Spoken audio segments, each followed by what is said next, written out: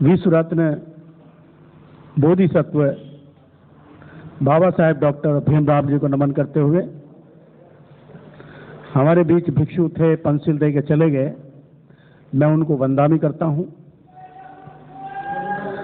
सादरा क्षेत्र के महासचिव जो संचालन कर रहे हैं श्रद्धेय बौद्धाचार्य अतर सिंह बौद्ध जी, कोषाध्यक्ष गिरवर सिंह गौतम जी,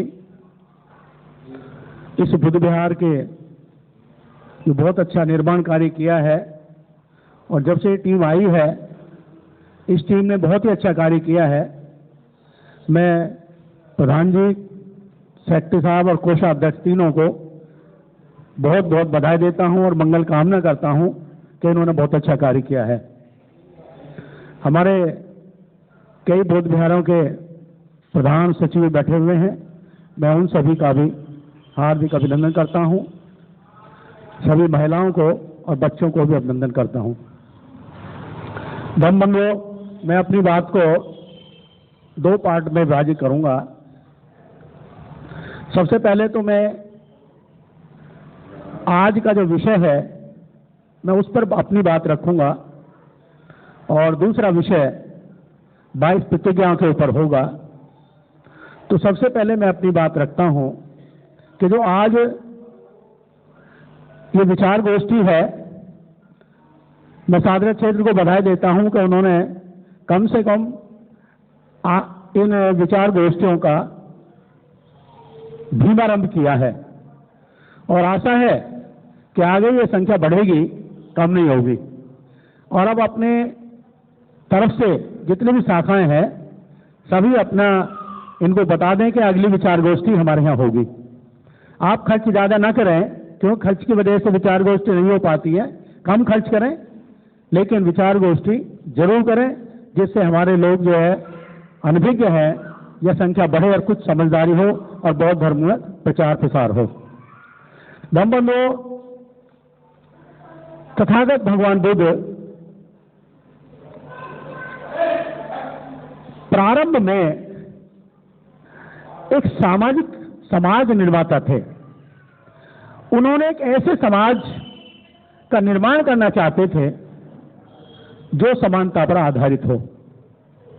आपने उनको प्रारंभ में देखा कि जब वो कभी घर से निकलते थे, अपने खेतों में जाते थे, तो वो देखते थे कि एक मजदूर जिसके पास लंगोटी है, जिसके पास साधन नहीं है, वो खेतों में काम करता था और वो समझते थे कि इसका शोषण हो रहा है, मजदूर का शोषण हो रहा है और फायदा किसको हो रहा है? जो पैसे वाले हैं उनको इसका फायदा हो रहा है। तो ये सामाजिक असमानता उनके दिमाग में ये घर कर गई, बैठ गई और जितना भी उनका संबंध रहा वो समाज सुधार से ही रहा। जब उन्होंने गृह त्याग किया, उससे पहले बहुत बड़ी कहानी है। जल के ऊपर जो उनका विवाद था वो भी सामाजिक समानता, सामाजिक स्तर का ही था। और जब उन्होंने श्रामेर बने और श्रामेर बनने के बाद ब्राह्मणों के समूह में गए तो वो देखते हैं कोई तो आग के बीच में बैठा हुआ है और वो तपस्या कर रहा है, कोई बार बार ब्राह्मण पानी में नहाता है, समुद्र किनारे जाता है, पानी में नहाता है, नदी में नहाता है अपने दुख को दूर करने के लिए। कुछ ऐसे व्यक्ति हैं जो व्यक्ति उनके पास तक पटक भी नहीं सकते थे। तो ये सामाजिक असमानता थी। उनका यही विचार था कि मनुष्य जब पैदा होता है तो मनुष्य पैदा होते ही उसको दुख का अनुभव होता है, दुख से ग्रस्त होता है और वो यही चाहते थे कि भाई इस दुख को कैसे दूर किया जाए। तभी उनका सिद्धांत रहा कि भाई संसार में दुख है तो इस दुख को कैसे दूर किया जाए। असमानता है संसार में तो इस असमानता को कैसे दूर किया जाए। तभी तथागत भगवान बुद्ध ने तप किया उन्होंने देखा कि एक व्यक्ति ब्राह्मण जो है आग बीच में है, एक टांग से खड़ा है और तप कर रहा है, उसका प्रभाव भी उन पर पड़ा। उन्होंने कहा कि इस तरह से मनुष्य का जो दुख है वो कम नहीं होगा। उन्होंने अपने को तपस्या करते भूखा भी रखा, जो उनका शरीर बिल्कुल जर्जर हो गया, मांस उनका रह गया, खून भी कम हो गया, लेकिन फिर भी उनको ज्ञान प्राप्त नहीं हुआ कि भी दुख को कैसे दूर किया जाए। तब उन्होंने बोध गया में जाकर के वृक्ष के नीचे बैठे, बहुत बड़ी कहानी है, और उनको ज्ञान प्राप्त हुआ। सबसे पहले जो उन्होंने उपदेश दिया, पंचशील 5 श्रामणों को, जो बाद में संघ भी बन गया था, भिक्षु बने, तो उन्होंने सबसे पहले उनको यही उपदेश दिया, त्रिचरण पंचशील का उपदेश दिया। और उसके बाद उन्होंने यही बताया कि वे संसार में दुख है, दुख का निवारण है, और दुख का निवारण कैसे होगा। उन्होंने अष्टांगिक मार्ग को बताया, 10 पारमिताओं को बताया।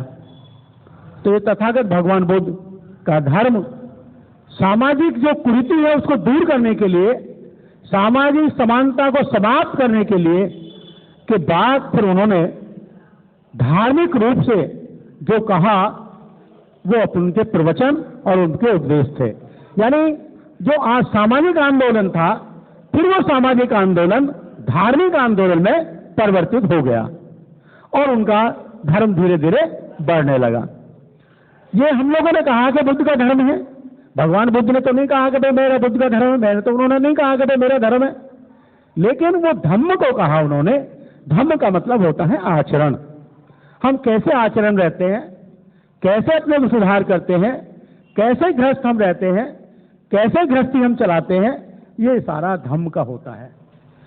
धर्म भी आचार संहिता होती है, किस तरह से हम धर्म का पालन करें, हम क्या रखें क्या ना रखें, हमारा पारिवारिक जीवन कैसा हो, ये सारे धर्म की बात होती है। एक साधारण परिवार का व्यक्ति क्या कर सकता है। अगर आप बुद्धिस्ट नहीं है, अभी बुद्धिस्टों की बात हो रही है, आप बुद्धिस्ट नहीं है मान लो, लेकिन आप पंचशील का पालन करते हैं, पंचशील का पालन, तो कम से कम बुद्धिस्ट नहीं है, लेकिन इतना जरूर होगा पंचशील का पालन करने से कि आपका परिवार सुखी होगा और समृद्ध होगा, कभी परिवार में अशांति पैदा नहीं होगी पंचशील पालन करने से ही। और जैसे जैसे आप पंचशील से आगे बढ़ेंगे, अष्टांगिक मार्ग पर बढ़ेंगे, पारमिताओं पर जाएंगे, तो आपका जीवन बहुत सुख में होगा। ये बौद्ध धर्म का सार है।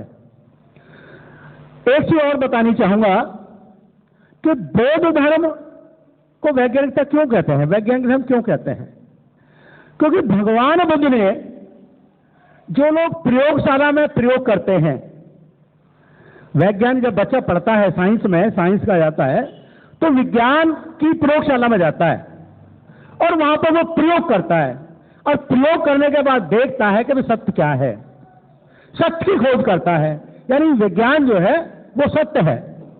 इसी तरह से भगवान तथागत बुद्ध ने जो प्रयोग करना था, इस ओपन